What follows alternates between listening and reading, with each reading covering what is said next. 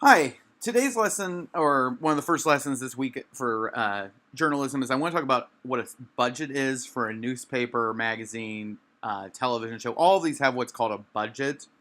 And so I'm going to talk about it in light of, for the LAMP and for this class, what exactly that is, how exactly we will use it, and have you actually do something with that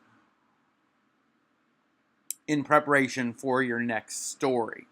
And so what I've done is, if you go to your class page and you go into the week 5 folder for it, you'll see I have a checklist up so far. I have news quiz and issue budget, and somewhere in here, probably below the news quiz, I'll put in this video, and I'll add a few more videos for the week. But below that it says issue 2 budget. Issue 2 meaning the second issue of the LAMP for the year, your second article budget. And what a budget is basically, in newspapers, magazines, TV shows, there's so much space, right? I mean, if you have a page of newsprint, if, say, for example, this is the State Journal Register's page, suppose this is a page, this page is probably about 10 to 12 inches wide. I forget the exact dimensions now, but it's probably about 10 inches wide. And I believe traditionally a newspaper is about 16 inches long.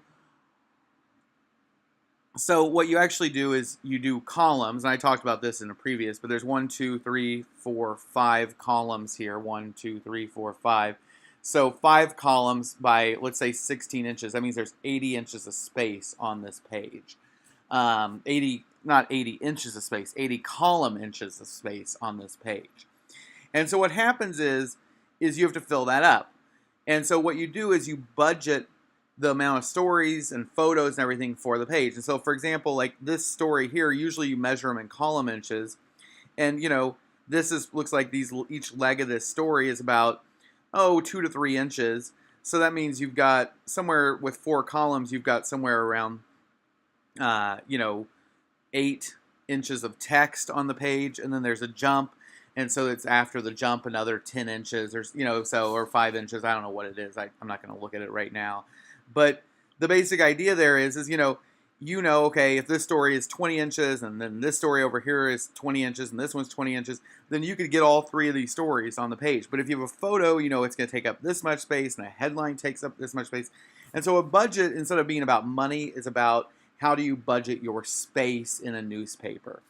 And so the benefit of that is every editor, and that goes for TV as well. If you have a 2-minute story, or you have 300 words about, a newscaster has to read about the city council meeting, that if the reader can read at 100 words a minute or 150 words a minute, then you have to prepare for 2 minutes of time.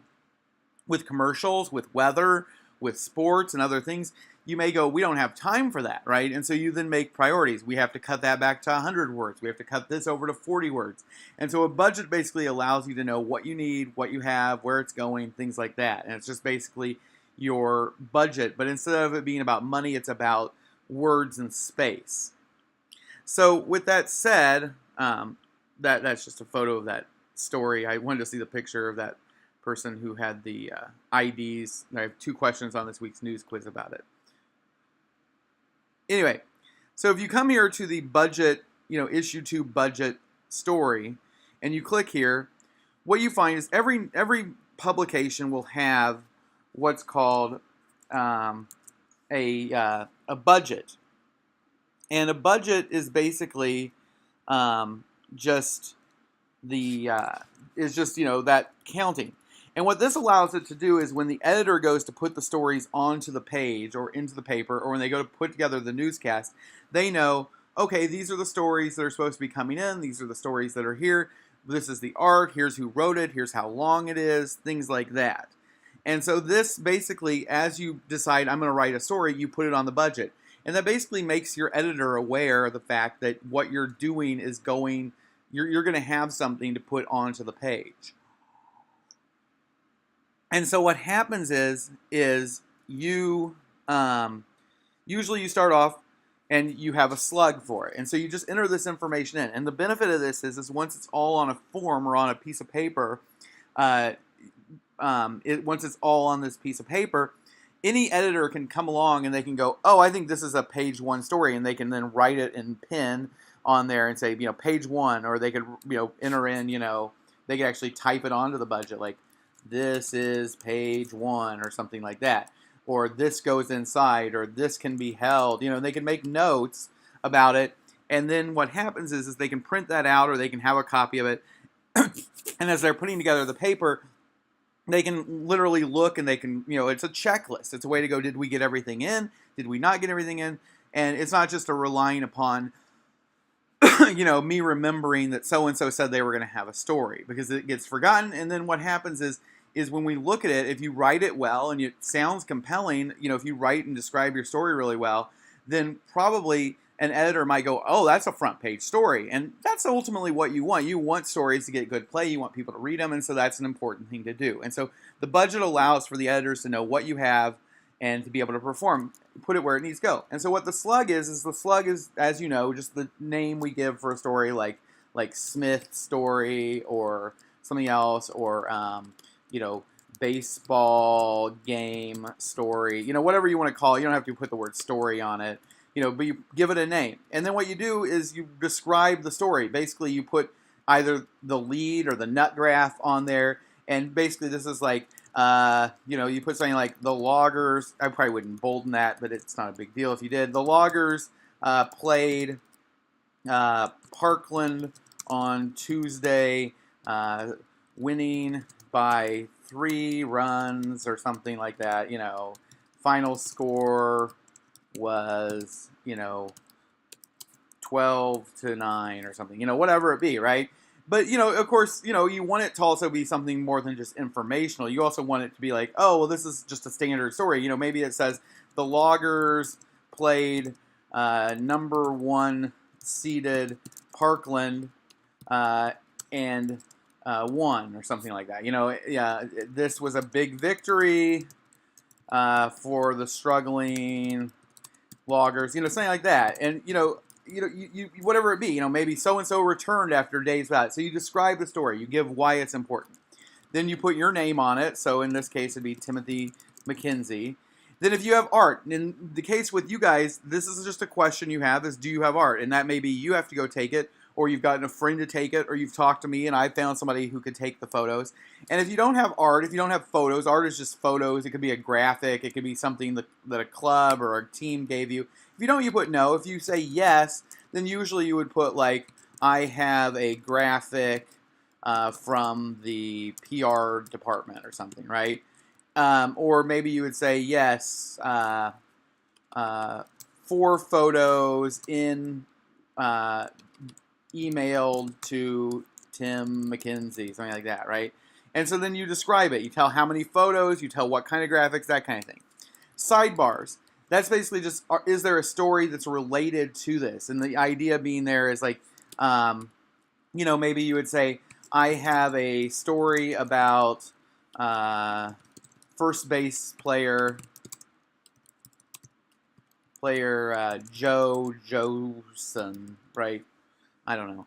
I'm just made up. And so then you would know, okay, well, that's something we may want to package. We may want to run those 2 stories next to each other. There's something else, or about, whatever it be, or about the new turf, or about something else. And so if there's another story that we should run, you probably put that there. And then, of course, if you have another story, you might say, I have a story about coach blah, blah, blah, right? Then you might put C, separate budget entry, and then you could actually write that one up as well if it's worth it. Usually sidebars, when we use that, typically that's something that's going to be subset within the story. It's something that's secondary to the story. It's not something that's an independent story. And usually, if it's not an independent story, we wouldn't give it a budget item. We would just give it a sidebar. And so if you have another story that maybe we package it with it, that'd be something like the other notes area. Deadline is when you're going to have the story submitted. Now, for example, if you're going to cover a story that's Tuesday, maybe you want to turn it in Wednesday and just get it done. And so you say that. And then what happens is if the editor goes in, they don't see it there on Wednesday, they can then go, well, where is it? But it also allows for, like, on a nightly news operation, or like a newspaper or a magazine or other things, okay, this is coming at 5 p.m. That means we can post it online at 6. Or we'll have this for the evening news at 6 p.m. They're not going to be filing this till 7 p.m. I can't have it for the 6 o'clock news, and that lets me know that. The words, you can also use column inch count, but since that, we don't really have a program to do that, you can't really do that. So you give a word count, and that gives us an idea. And you can, early on, you can just approximate it. Maybe it's like, I'm going to do 500 words is my approximate amount. But after you write the story, you might actually put, I had 456 words, and then it's very clear how long the story was. And then for other notes, this might be stuff like, don't run on first page, or maybe the editor will say something. And the editor can make notes. You can make notes about other stories. You can make notes about things that need to run. Make sure to use this mugshot, or I told them that this should be in by this date. You can't make promises like that, and I'll talk about that later.